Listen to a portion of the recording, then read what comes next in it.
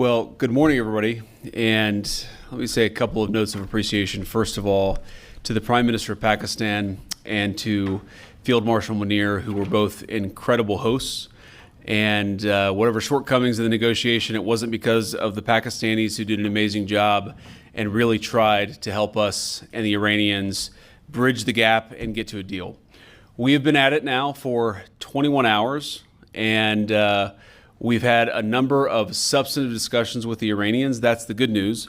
The bad news is that we have not reached an agreement, and I think that's bad news for Iran much more than it's bad news for the United States of America. So we go back to the United States having not come to an agreement. We've made very clear what our red lines are, what things we're willing to accommodate them on, and what things we're not willing to accommodate them on.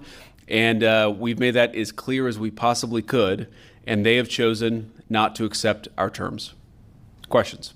Sir, Nick Robertson from CNN. Precisely what have they rejected here? Can you help us understand it a little bit? Well, I won't go into all the details because I don't want to negotiate in public after we've negotiated for 21 hours in private. But the simple fact is that we need to see an affirmative commitment that they will not seek a nuclear weapon, and they will not seek the tools that would enable them to quickly achieve a nuclear weapon. That is the core goal of the President of the United States, and that's what we've tried to achieve through these negotiations.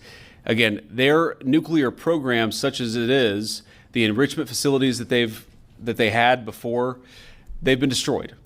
But the simple question is, do we see a fundamental commitment of will for the Iranians not to develop a nuclear weapon, not just now, not just 2 years from now, but for the long term? We haven't seen that yet. We hope that we will.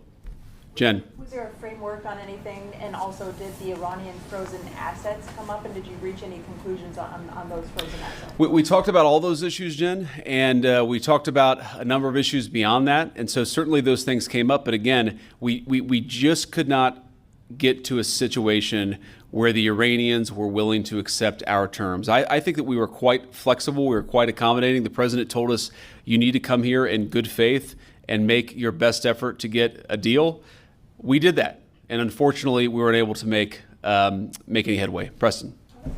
Mr. Vice President, how often did you communicate with President Trump throughout the negotiations? There were reports that there were multiple rounds where there were breaks in between negotiations. How often did you communicate with the president throughout those rounds, and what was he saying as you were going through these negotiations that you said fell short? Yeah, obviously we were talking to the president consistently. I don't know how many times we talked to him, a half dozen times, a dozen times over the past 21 hours.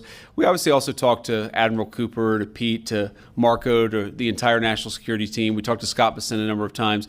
So look, we were constantly in communication with the team because we were negotiating in good faith.